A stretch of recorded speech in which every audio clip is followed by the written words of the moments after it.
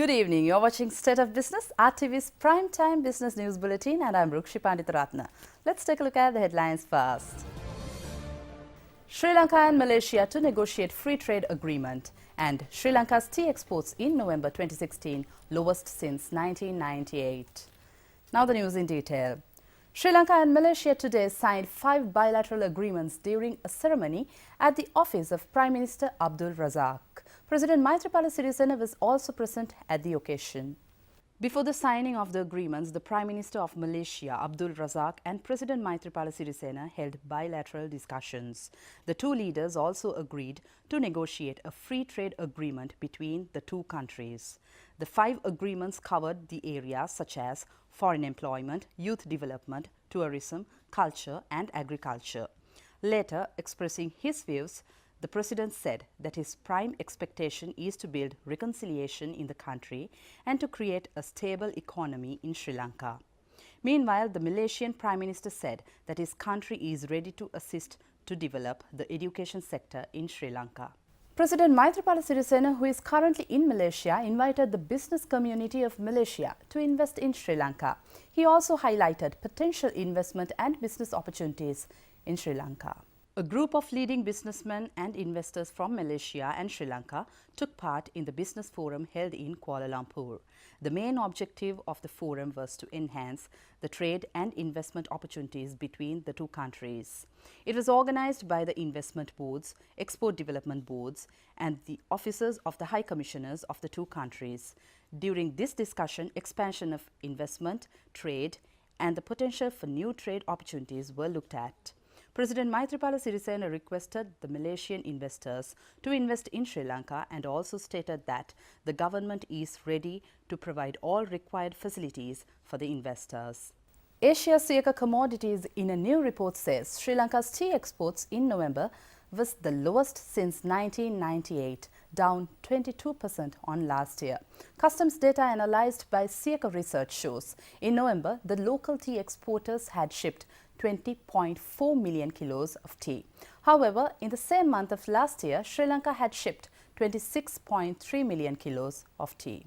Asia Siaka report said that even when the tea export sector was hit by the Russian ruble crisis, Sri Lanka had exported 21.9 million kilos of tea into foreign destinations. The November quantity is also the lowest shipped in any month this year. The Sri Lanka rupee value of exports have fared comparatively better with earnings of 14.9 billion rupees, down 3% on previous year's figure of 15.4 billion rupees. Exports for the period from January to November were at 266.1 million kilos, which was a decline of 5% compared to last year's quantity of 281.5 million kilos.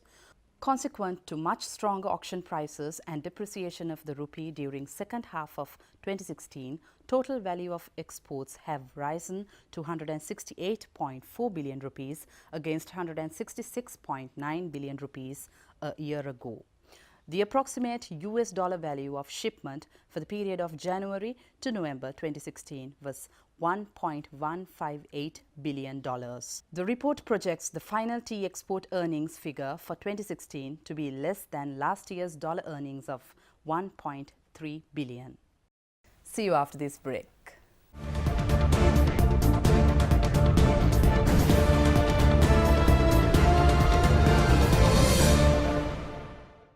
Welcome back.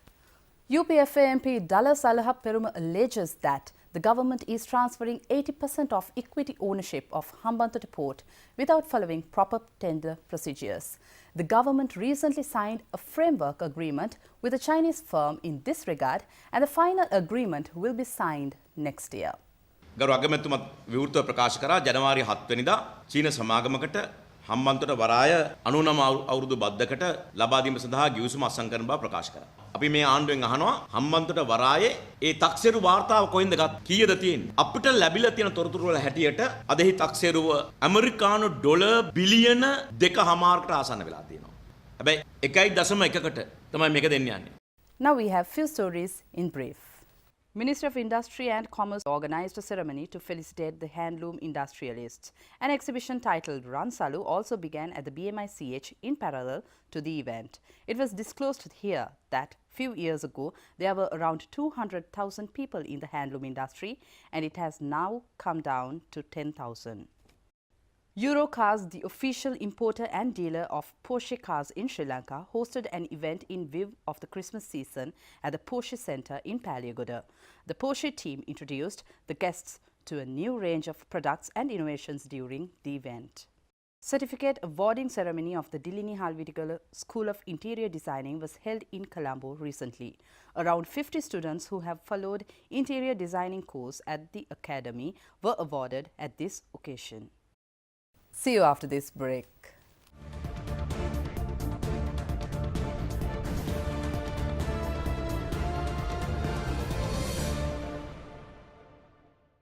Welcome back.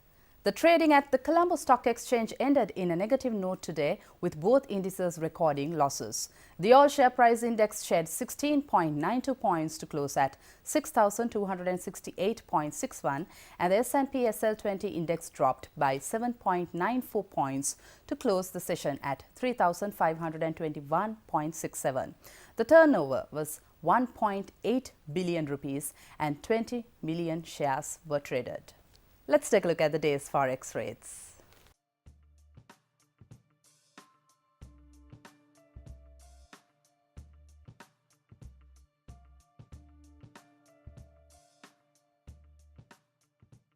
Now we have this week's dealing room update.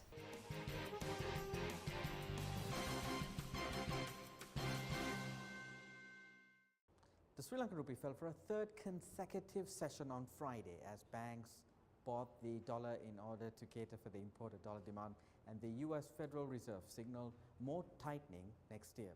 The Fed raised interest rates by 25 BPS on Wednesday and signaled a faster pace of increase in 2017 as central bankers adapted to the upcoming Donald Trump administration promises of tax cuts, spending and deregulation.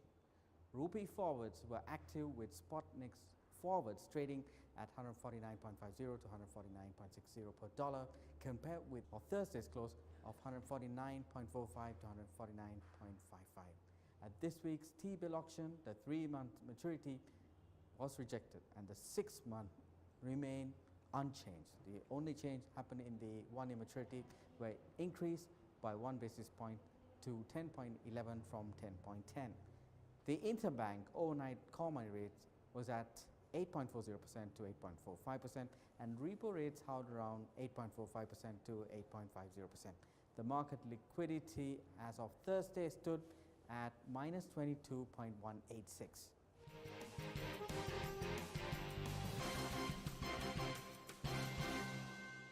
Thank you for watching State of Business. See you again on Monday at the same time. Have a fantastic weekend. Take care. Good night.